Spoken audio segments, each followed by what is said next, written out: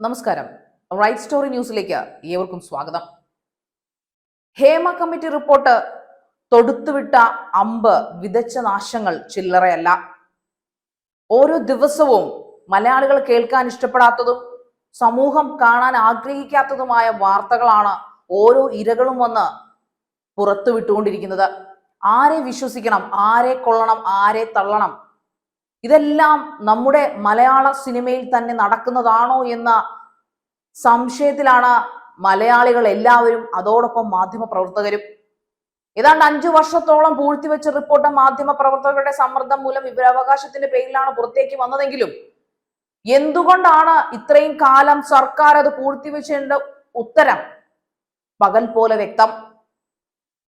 തീർച്ചയായിട്ടും 40 പേജുകൾ അതിൽ നിന്ന് പൂഴ്ത്തി 263 പേജുകൾ മാത്രം എന്തുകൊണ്ട് മാധ്യമപ്രവർത്തകർക്ക് നൽകി? ഇതിനെല്ലാം ഉത്തരം നൽകേണ്ടത് സർക്കാരാണെന്ന കാര്യത്തിൽ ഒരു സംശയവുമില്ല. തീർച്ചയായിട്ടും സർക്കാർ ഇവർക്ക് ഒത്താശ ചെയ്തു കൊടുക്കുന്നു എന്ന് തന്നെ വേണം കരുതാൻ. അല്ലെങ്കിൽ എന്തിനാണ് സ്ത്രീകളുടെ സർക്കാർ എന്ന് അവകാശപ്പെട്ടിരുന്ന, അല്ലെങ്കിൽ സ്ത്രീജനങ്ങൾക്ക് ഏറ്റവും അധികം വികസനത്തിന്റെ പാതയിൽ അവർക്ക് സുരക്ഷ ഒരുക്കുന്ന സർക്കാർ എന്ന് വീമ്പിളക്കിയിരുന്നവർ എന്തുകൊണ്ടാണ് തൊഴിലിടമായ സിനിമാ മേഖലയിൽ ഇങ്ങനൊരു അധപ്പതനം സംഭവിച്ചു, ഇങ്ങനൊരു ക്രൂരത നടന്നിട്ട് അതിന്റെ എല്ലാ റിപ്പോർട്ടുകളും അവർ നിയോഗിച്ച കമ്മിറ്റി കൊടുത്തിട്ടും എന്തുകൊണ്ട് സർക്കാർ ഒരു നിയമ നടപടിയും സ്വീകരിച്ചില്ല? എന്തിന് ഇത്രയും വർഷങ്ങൾ അത് കാത്തിരിക്കേണ്ടി വന്നു? ഇത്രയും വർഷം അത് വൈകിപ്പിച്ചു. എന്നിട്ടും 40ഓളം പേജുകൾ പ്രമുഖരുടെ പേരുകൾ ഇന്നും മറച്ചുവെക്കുന്നു എന്നത് ഓരോ ദിവസവും ഇവൻ ഹേമ കമ്മിറ്റിയിൽ പരാമർശിച്ചിരുന്ന, അല്ലെങ്കിൽ ഹേമ കമ്മിറ്റിയിൽ മൊഴി കൊടുത്ത ആൾക്കാർ ഇപ്പോൾ മുന്നോട്ട് വന്നിരിക്കുകയാണ്. അതിൽ ഏറ്റവും വലിയ ഉദാഹരണമാണ് പ്രൊഡ്യൂസർ സാന്ദ്ര തോമസ്. അവർ ഏതാനും മണിക്കൂറുകൾക്ക് മുമ്പ് പത്രസമ്മേളനം, വാർത്താ മാധ്യമങ്ങൾക്കും എല്ലാം അവർ പറയുന്ന ഒരു കാര്യം, വനിതകളായ പ്രൊഡ്യൂസർമാർ പോലും ഇതിന് ഏറ്റവും അധികം പീഡനങ്ങൾ അനുഭവിക്കുന്നുണ്ട്, അല്ലെങ്കിൽ അതിന് വഴങ്ങാത്തവർ തഴയപ്പെടുന്നുണ്ട്. ഇവൻ പ്രൊഡ്യൂസർമാർ, ലേഡി പ്രൊഡ്യൂസർമാരുടെ കാര്യമാണ് ഈ പറയുന്നത്.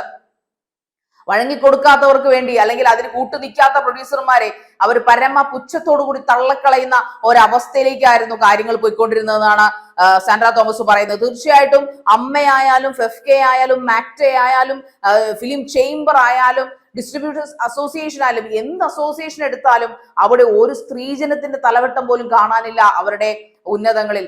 മറിച്ച് സ്ത്രീകളെ കാണുമ്പോൾ ആ നേതാക്കന്മാർ, അല്ലെങ്കിൽ നായകന്മാർ, പവർ ടീമിൽ ഉൾപ്പെടുന്ന, അല്ലെങ്കിൽ പവർ ടീം എന്ന് പറയപ്പെടുന്ന, അല്ലെങ്കിൽ ഈ പറയുന്ന നായകന്മാരെല്ലാം അവരെ നോക്കി ചിരിക്കും, കൊഞ്ചിക്കൊഴയും എന്നല്ലാതെ ഒരിക്കലും ഒരു നേതൃസ്ഥാനത്തേക്കോ ഒരു പൂ കൊടുക്കാൻ പോലും അവിടെ ഒരു സ്ത്രീയെ ചുമതലപ്പെടുത്തിയിട്ടില്ല എന്നാണ് സാൻഡ്ര തോമസ് അഭിപ്രായപ്പെട്ടിരിക്കുന്നത്. അതിന്റെ കാരണം വേറൊന്നുമല്ല, സ്ത്രീകൾ തങ്ങൾക്കുള്ള ഒരു ഉപഭോഗ വസ്തുവാണ്. തങ്ങൾക്ക് അടിമപ്പെട്ടാലോ കീഴ്പ്പെട്ടാലോ മാത്രമേ ആഗ്രഹിച്ച ആ സ്വപ്ന വേഷത്തിലേക്ക് നടക്കാൻ സാധിക്കുകയുള്ളൂ എന്ന് പറയാതെ പറഞ്ഞു വെക്കുകയായിരുന്നു ഈ പറയുന്ന എല്ലാ അസോസിയേഷനും. അവർ ഇന്നും തറപ്പിച്ചു പറയുന്നു, ഈ പറയുന്ന സംഘടനയിലെല്ലാം ഈ പവർ ടീമിന്റെ, അല്ലെങ്കിൽ ആരാണോ വേട്ടക്കാരായിട്ട് മുൻപന്തിയിൽ നിൽക്കുന്നത് അവർക്കൊക്കെ കൈ കൊടുക്കുകയായിരുന്നു എന്ന് തന്നെയാണ് സാന്ദ്ര തോമസിന്റെ വെളിപ്പെടുത്തൽ. അതിലൊരു സംശയവുമില്ല. നമ്മൾ മാധ്യമങ്ങൾ ഇന്ന് മാധ്യമം തുറക്കുമ്പോൾ, അല്ലെങ്കിൽ യൂട്യൂബ് ആയാലും TV ആയാലും തുറന്നു വയ്ക്കുമ്പോൾ ആൾക്കാർ ഓർക്കും ഇത് ഹേമ കമ്മിറ്റി അല്ലെങ്കിൽ ഹേമ കമ്മീഷൻ മാത്രം. കാരണം ഓരോ ദിവസവും ഓരോ ഇരകൾ വന്ന് മുൻപോട്ട് പറഞ്ഞുകൊണ്ടിരിക്കുകയാണ്. ഇപ്പൊ കഴിഞ്ഞ ദിവസം തന്നെ മുകേഷിനെതിരെ ലൈംഗിക ആരോപണം, മുകേഷിന് ജാമ്യം കിട്ടുന്നു. മുകേഷിനെതിരെ ലൈംഗിക ആരോപണം ഉന്നയിച്ച സ്ത്രീ പറയുന്നത്, അല്ലെങ്കിൽ ആ ഇര പറയുന്നത് ഒരിക്കലും അത് നീതീകരിക്കാനാവില്ല എന്നുള്ളതാണ്. അപ്പോ മുകേഷ് പറഞ്ഞു വയ്ക്കുന്നത് മ്യൂച്വലോടുകൂടി, അല്ലെങ്കിൽ ഉഭയസമ്മതത്തോടുകൂടി ചെയ്തൊരു കാര്യമാണ് അന്ന്. പക്ഷെ അവർ പത്രമാധ്യമങ്ങളുടെ മുമ്പിൽ തുറഞ്ഞു ചോദിക്കുന്ന ഒരു ചോദ്യമുണ്ട്. അന്ന് എനിക്ക് ഇഷ്ടപ്പെട്ട ഒരു ഫീൽഡിലേക്ക് ഞാൻ തൊഴിൽ ചെയ്യാൻ ചെല്ലുമ്പോൾ എനിക്ക് അന്നൊരു കുടുംബമുണ്ട്, 2 കുട്ടികളുണ്ട്. ആ കുട്ടി നമ്മളെ കീഴ്പ്പെടുത്തി കഴിയുമ്പോൾ അവർ അപ്പോൾ ചിന്തിക്കുന്ന, അവർ തകർന്ന അവസ്ഥയിലാണ്. പിന്നെ അവർക്കൊരു വേറെ വഴിയില്ല, മുന്നോട്ട് പോയേ പറ്റൂ. ഈ ഫീൽഡിൽ പിടിച്ചു നിൽക്കാൻ വേണ്ടിയിട്ട് ഒരു സ്ത്രീ കൊടുക്കുന്ന, അല്ലെങ്കിൽ അവരെ പോലുള്ള സ്ത്രീജനങ്ങൾ കൊടുക്കുന്ന ഒരു ത്യാഗം, അത് തന്നെയായിരുന്നു അവരുടെ ശരീരം എന്ന് പറയുന്നത്. എന്നിട്ട് അവർ ചോദിക്കുന്നു, എന്റെ വാക്ക് പോലെ, അല്ലെങ്കിൽ എന്റെ മൊഴിയാണത്, ഞാൻ ഒരു സ്ത്രീ എന്ന നിലയിൽ മാധ്യമങ്ങളുടെ മുമ്പിൽ നിന്നൊരു ഇത്രയും വർഷം പറയാതിരുന്നതിന് എന്തുകൊണ്ട് ഇപ്പോൾ പറഞ്ഞു എന്ന് ചോദിക്കുമ്പോൾ ഇപ്പോൾ പറയാനുള്ള ധൈര്യം നൽകിയത് WCCയും അതിജീവിതയും അതോടൊപ്പം ഹേമ കമ്മിറ്റിയും എന്ന കാര്യത്തിൽ ഒരു തർക്കവുമില്ല. അത് തന്നെയാണ് ഇന്ന് പല ഇരകളും മുൻപോട്ട് വന്ന സധൈര്യം മാധ്യമങ്ങളുടെ മുമ്പിൽ വന്ന് എന്നെ അങ്ങനെ ചെയ്തു, എന്നെ ക്രൂരമായി പീഡിപ്പിച്ചു എന്ന് പറയാനുള്ള ധൈര്യം, അത് അവർക്ക് അവിടെ നിന്ന് തന്നെയാണ് ഉണ്ടായത്.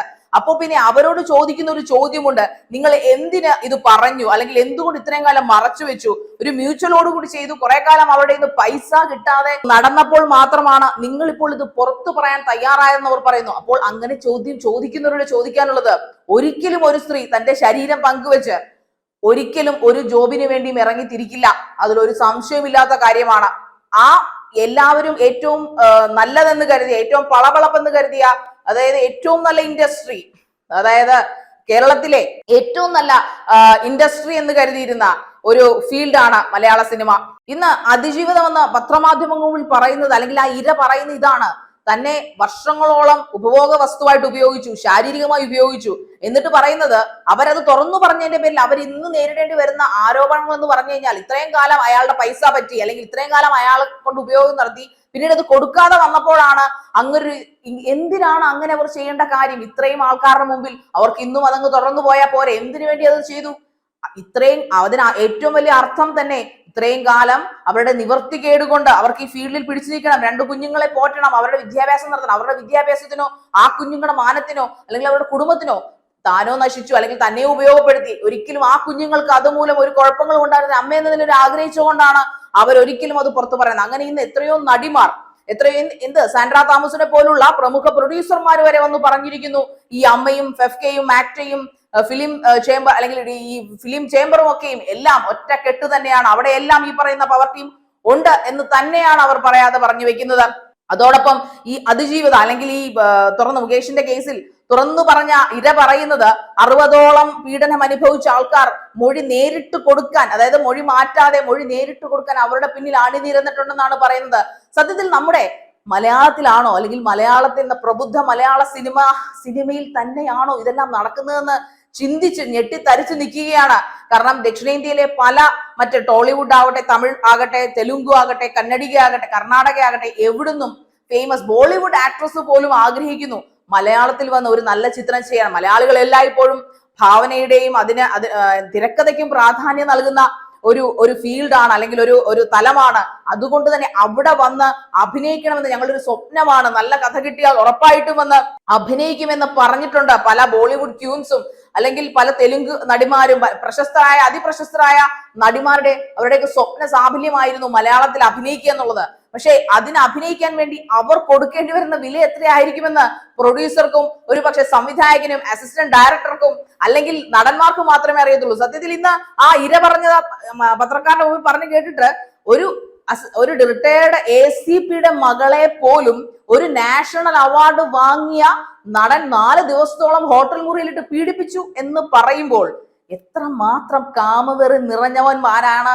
നമ്മുടെ നാട്ടിലെ, അല്ലെങ്കിൽ നമ്മുടെ മലയാള സിനിമയിലെ വൃത്തികെട്ട നായക സ്ഥാനം, അല്ലെങ്കിൽ വൃത്തികെട്ട നായകന്മാരെന്ന് പറയുന്നത് സത്യത്തിൽ ലജ്ജ തോന്നുകയാണ്.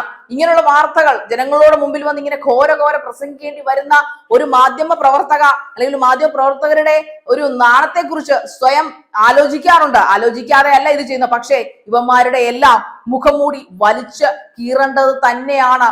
അതിനാരെല്ലാം മുൻപിൽ വന്നാലും അവരെ ഉറപ്പായിട്ടും മാധ്യമ പ്രവർത്തകർ സപ്പോർട്ട് ചെയ്തിരിക്കും. ഹൈക്കോടതിയുടെ വാക്കുകൾ ശിരസാ വഹിച്ചുകൊണ്ട് തന്നെ മാധ്യമ പ്രവർത്തകർ അവർക്ക് കൊടുക്കേണ്ട എല്ലാ രഹസ്യങ്ങളും, അല്ലെങ്കിൽ അവർക്ക് കൊടുക്കേണ്ട എല്ലാ സ്വകാര്യങ്ങളും, അങ്ങനെ അവരുടെ സ്വകാര്യതകളെ ഹനിക്കാതെ തന്നെ എല്ലാ മാധ്യമ പ്രവർത്തകരും ഒറ്റക്കെട്ടായിട്ട് നിന്നുകൊണ്ട് ഈ വാർത്തകൾ തീർച്ചയായിട്ടും സംരക്ഷണം ചെയ്യുന്ന കാര്യത്തിൽ ഒരു സംശയവുമില്ല.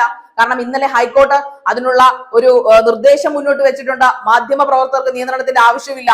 ഒരു റിട്ടയർഡ് ACPയുടെ മകളെ വരെ ഒരു നാഷണൽ, അതായത് തീർച്ചയായിട്ടും അതിന് വഴങ്ങേണ്ടി വന്നതിന്റെ ആവശ്യം ഒരുപക്ഷെ ആ കുട്ടിക്ക് സിനിമാ നടിയാകാൻ ഒരു ചാൻസ് കൊടുക്കും എന്ന് പറഞ്ഞിട്ടുണ്ടാവാം. അതുകൊണ്ടാവാം ചിലപ്പോൾ ആ കുട്ടി വഴങ്ങി കൊടുത്തിട്ടുണ്ട്. എന്നാലും എന്തൊരു അധപ്പതിപ്പിക്കപ്പെട്ട അവസ്ഥയിലേക്കാണ് മലയാള സിനിമ.